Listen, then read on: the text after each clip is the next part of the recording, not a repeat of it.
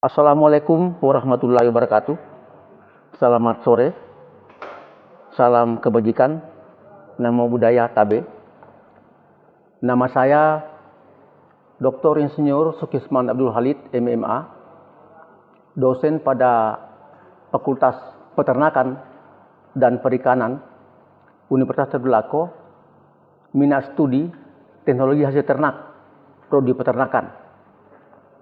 Adapun mata kuliah yang saya ampu adalah Dasar Teknologi Hasil Ternak dengan 2 SKS pada mahasiswa semester 3 tahun pelajaran 2024-2025. Adapun deskripsi mata kuliah,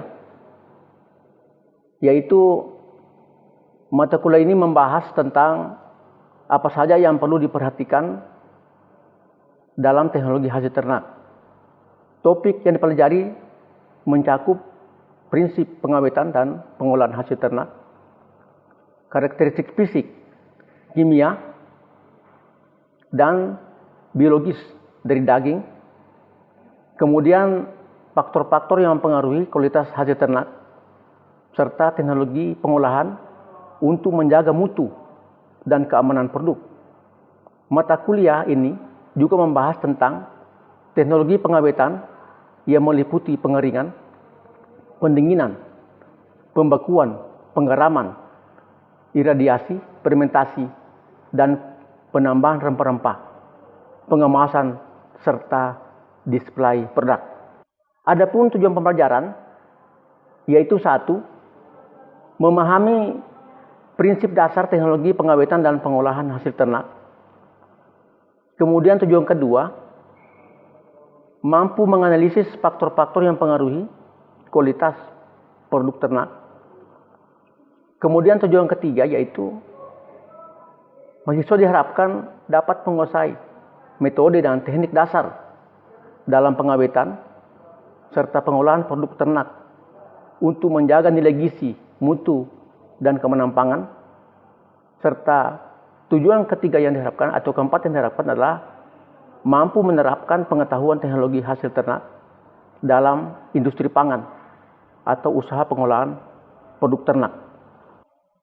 Adapun pokok bahasan dalam mata kuliah Dasar Teknologi Hasil Ternak yaitu yang pertama, pendahuluan yang meliputi pengertian ilmu dan teknologi pengolahan hasil peternakan. Kemudian pokok bahasan kedua yaitu karakteristik fisikokimia dan mikrobiologi produk daging dan olahannya.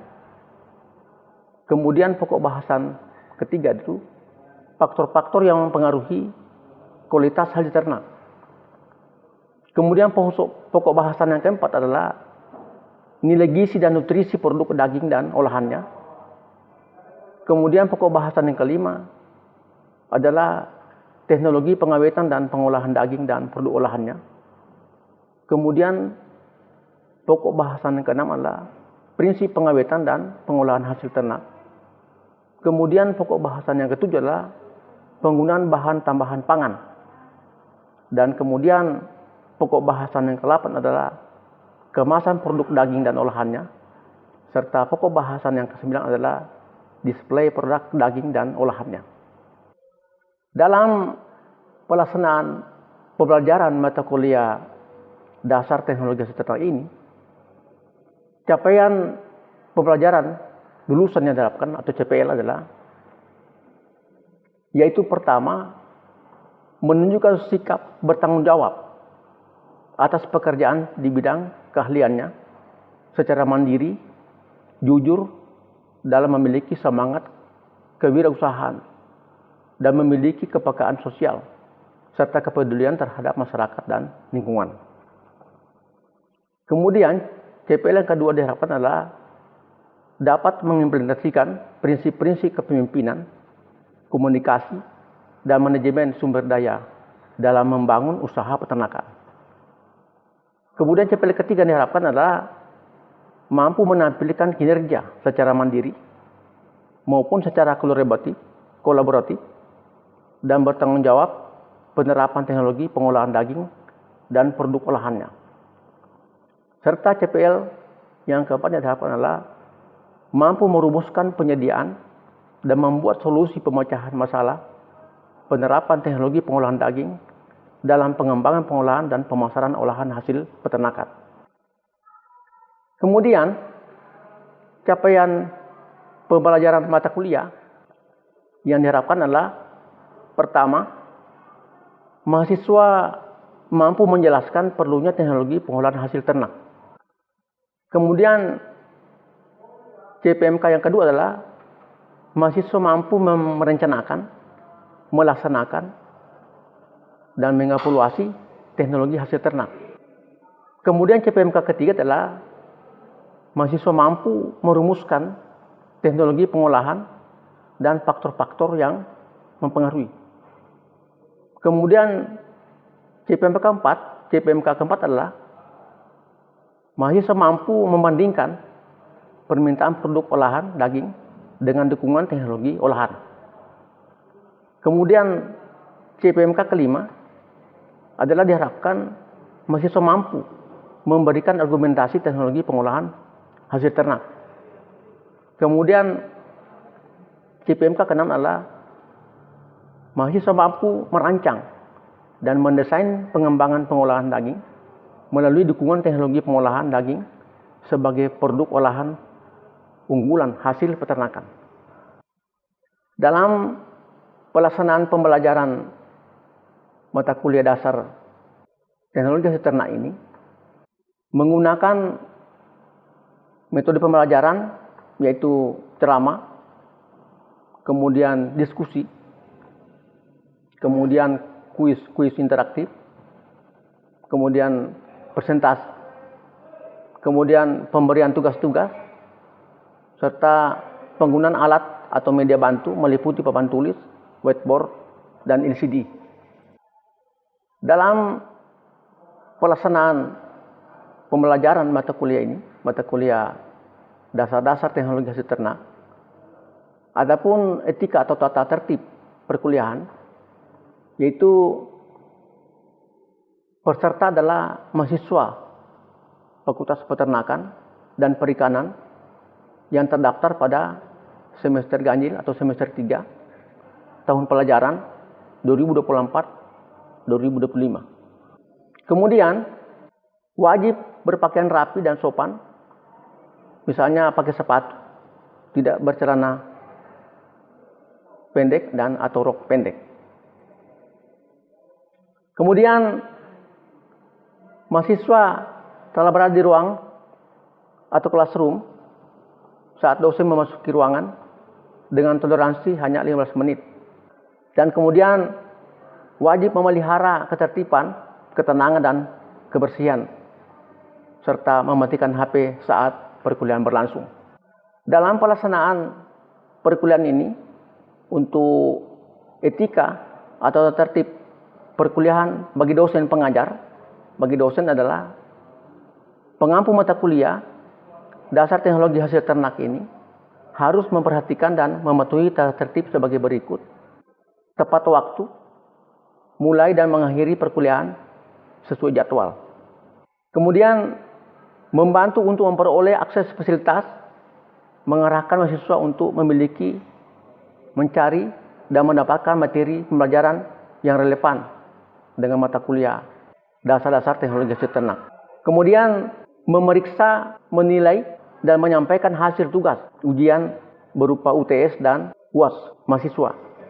Evaluasi pencapaian hasil belajar, yaitu penilaian capaian hasil belajar mahasiswa peserta mata kuliah dasar teknologi hasil ternak ditentukan melalui komponen-komponen yang meliputi pemberian tugas-tugas, kemudian ujian tengah semester, kemudian ujian akhir semester, dan kehadiran atau partisipasi di kelas.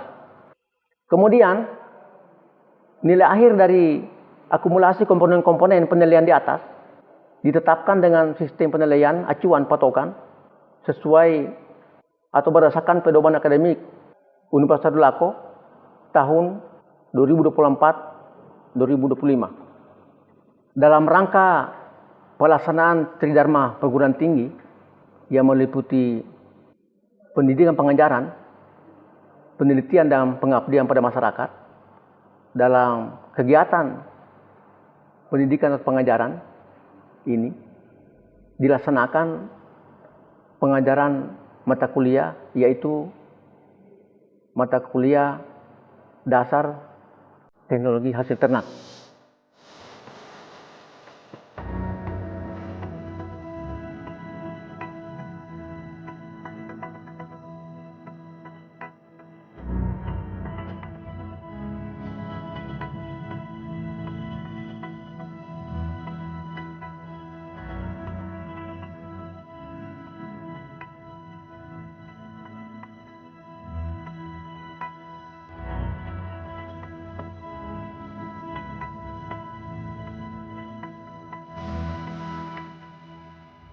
Kita lanjutkan pelajaran kita tentang dasar teknologi pengolahan hasil ternak. Jadi yang paling pokok kita penekanan mengenai prinsip pengawetan dan pengolahan hasil ternak.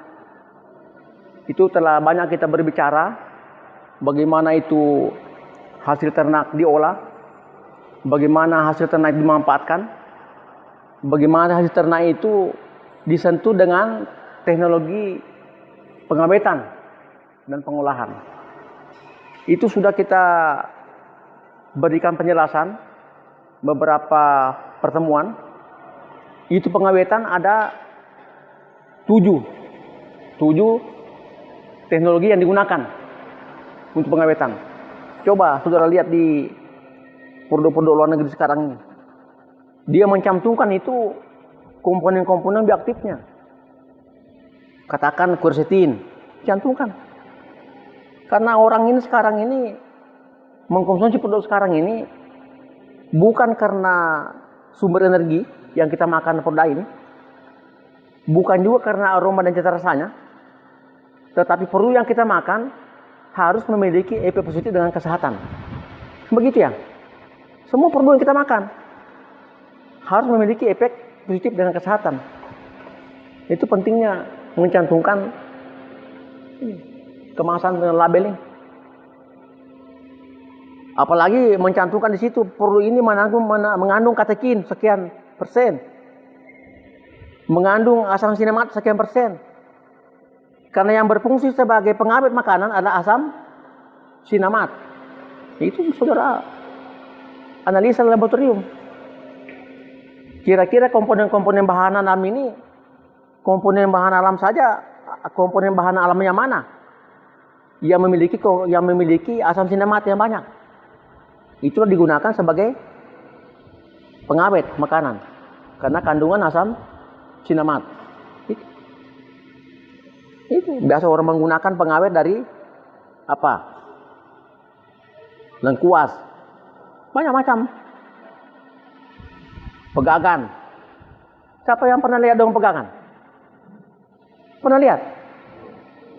Itu gampang sekali. Tinggal ditanya ini yang bikin-bikin jamu ini. Ini bukan ini. Sambiloto. Pernah dengar ya? Nah itu. Coba kita coba di laboratorium. Berapa kandungan asam sinematnya? Yang berpotensi sebagai pengawet makanan. Begitu. Kemudian bagaimana asam aminonya? Kan begitu nanti. Kenapa penting sekali pengawetan-pengolahan dilakukan?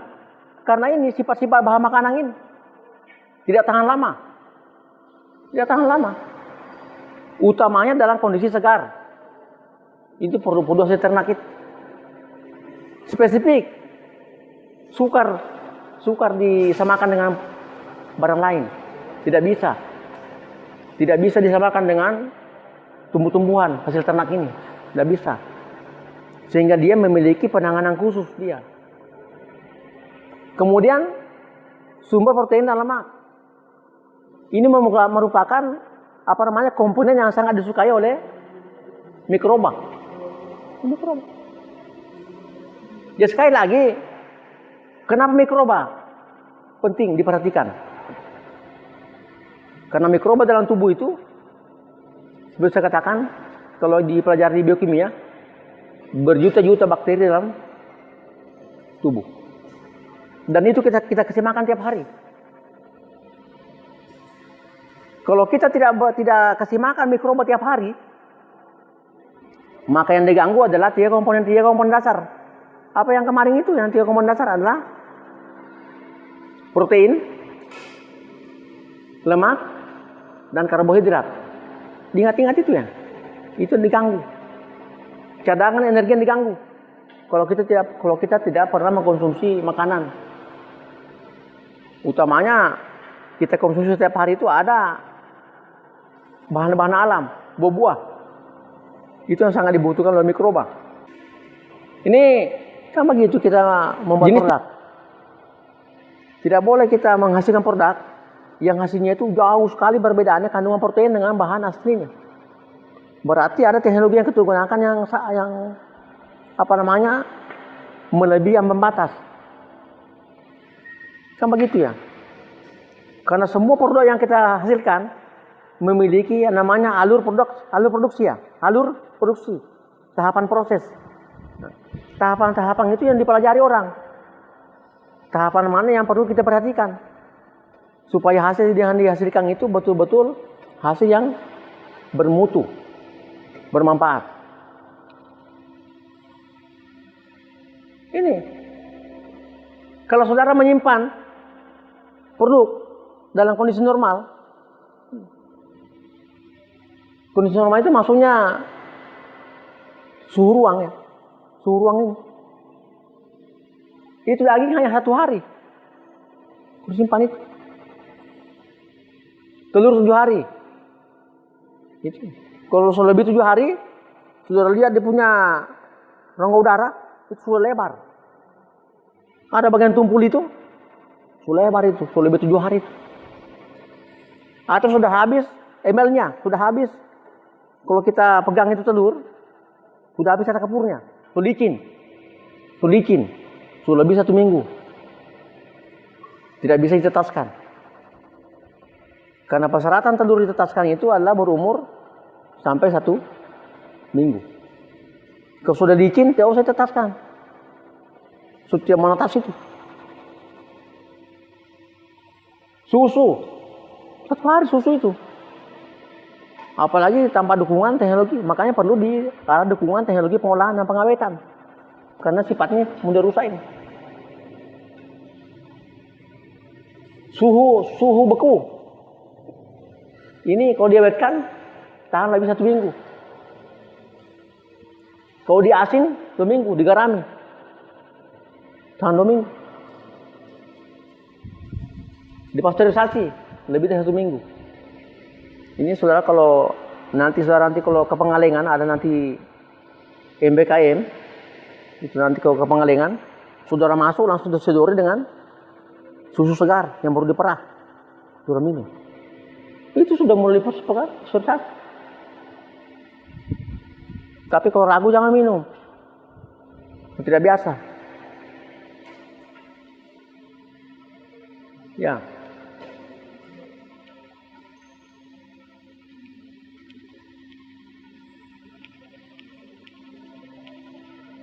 Itu mungkin yang beberapa hal yang saya sampaikan. Mungkin ada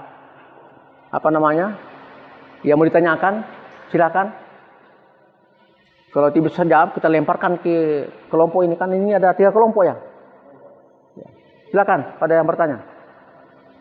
Ya.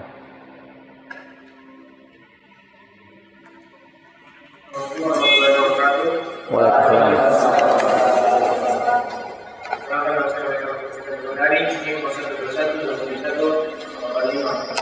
Pertanyaan saya ini Bapak, mengapa dari yang dulu dilakukan pengawetan dan pengolahan? Ya. Itu saja. Ya, terima kasih. Ada lagi? Ya. Wow.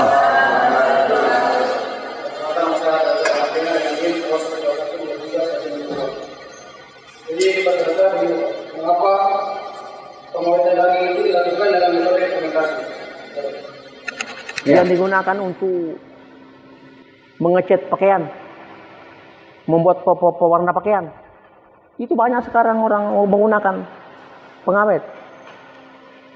Sehingga sekarang ini semua pelaku usaha yang bergerak di bidang industri pengolahan hasil ternak atau industri pengolahan pangan itu sangat keras sekarang dengan BPOM, dipantau. Dan tidak tanggung-tanggung sekarang itu. Kalau didapat langsung disanksi, ditutup itu usaha. Kemudian saudara pernah dengar di Pasar Masomba itu pernah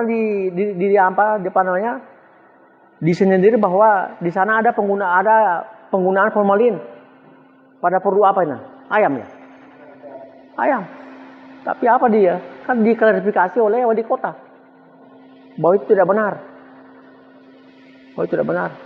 Dan ini masih perlu kita lakukan terus kegiatan-kegiatan inspeksi, analisa produk. Analisa produk ini tidak bisa kita mengklaim bahwa pelaku usaha tersebut itu curang. Tapi setelah kita melakukan inspeksi pengolahan atau analisa, kita memberikan informasi kepada pelaku usaha itu supaya dia diperbaiki cara olahannya. Jangan lagi menggunakan produk-produk seperti begitu. Karena apa? Produk formalin dan asam-asam lain itu bukan hari ini bisa kita dapatkan sebabnya. Tapi puluhan tahun bermuncul karena akumulasi dalam tubuh. Sehingga dia dibenarkan. Itu biasanya pelaku usaha yang yang saya katakan dulu tidak jujur. Karena masih ada pelaku usaha kita yang tidak jujur. Yang penting laku dijual. Sama gitu. Makanya saudara-saudara kalau makan di warung itu, kalau perlu itu jangan pindah-pindah. Di situ saja. Yang sudah menyatu dengan saudara. Tapi dijamin di sini itu tidak ada. Kecuali nakal. Mereka sudah tidak berani lagi sekarang. Kenapa? Itu POM itu setiap saat ambil sampel. Apalagi yang mangkal-mangkal itu, tidak berani lagi mereka. Sanksi hukumnya berat. Jadi itulah penting sisi pengolahan dan pengawetan perlu kita terapkan dan perlu kita bina ke pelaku usaha. Kenapa? Kalau itu tidak dilakukan pembinaan secara berkelanjutan, itu pelaku usaha akan berhadapan dengan kontinuitas produksi dan bahan baku yang terbatas. Kalau tidak digunakan seperti begitu. Yang kedua, pelaku usaha juga akan berpikir, saya akan bergerak di bidang sini. Saya khusus melakukan pengeringan daging. Saya khusus melakukan pembekuan daging. Siapa di sini yang pernah ke Sartika? Jangan ke Sartika. Di depan Bank BNI. Ya, BNI Sartika. Ada BNI situ. Di Sartika. Ada BNI sebelah kiri. Di depannya begini ada gerai untuk produk daging beku. Ada di situ. Itu cabang dari Makassar. Itu saudara kalau ke sana itu ada semacam daging ada semua di sana. Tinggal saudara pilih. Mau kaki bagian femur, bagian paha depan, apa semua ada semua di sana. Nanti jalan-jalan ke sana. Ada juga di Impres. Ada berapa tempat ini sekarang boleh menjual. Ada juga di Impres di sini di Pertamina kemari, Pertamina jalan ke Impres. Mau masuk pasar dari sini lewat lampu merah ada juga di situ menjual daging beku. Jadi kalau sudah tidak ada, sampai di sini kita punya pertemuan, ya. Nanti kita ketemu di di pertemuan ke-8 yaitu UTS tanggal 23 ya. Ya. Demikian atas perhatian saudara, saya ucapkan terima kasih.